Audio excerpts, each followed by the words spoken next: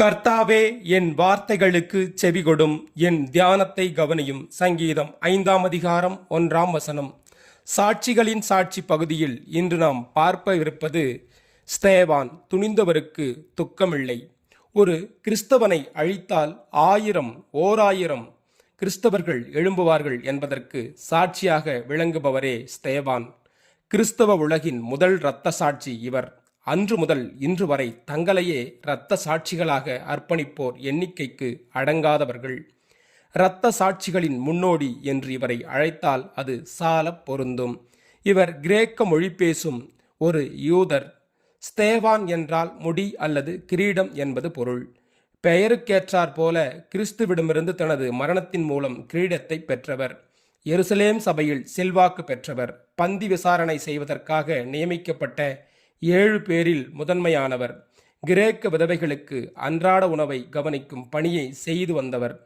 விசுவாசத்தினாலும் வல்லமையினாலும் நிறைந்த இவர் பரிசுத்த ஆவியின் நிறைவையும் பெற்றவர்.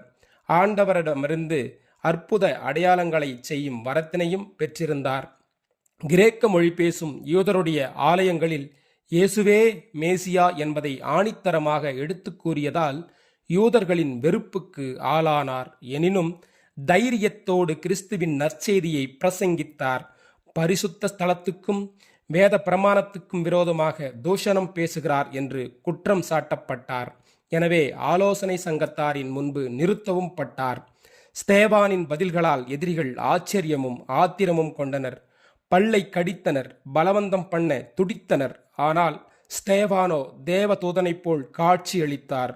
விசுவாச உறுதியுடன் பதிலளித்தார். யூத தலைவர்களின் கோபம் அதிகரிக்கவே கிறிஸ்துவின் தொண்டன் ஸ்தேவான் கல்லால் எரியுண்டு இரத்த சாட்சியாக கர்த்தரின் மகிமையில் எடுத்துக்கொள்ளப்பட்டார். விசுவாச வீரன், இரத்த சாட்சியின் வித்து ஸ்தேவான் ஆவார். அன்பரே, கிறிஸ்துவின் பணியில் இரத்த சாட்சியாக மரிக்க நீங்களும் ஆயத்தமா என்பதை நீங்கள்தான் சீர்தூக்கி பார்க்க வேண்டும். ஸ்தேவானைப் போல நாமும் வாழ வேண்டும். ஜபம்.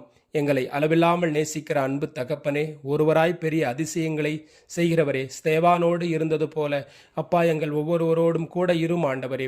பிள்ளைகளுடைய எல்லா தேவையும் அனுதினமும் சந்தியும் ஆண்டவரே.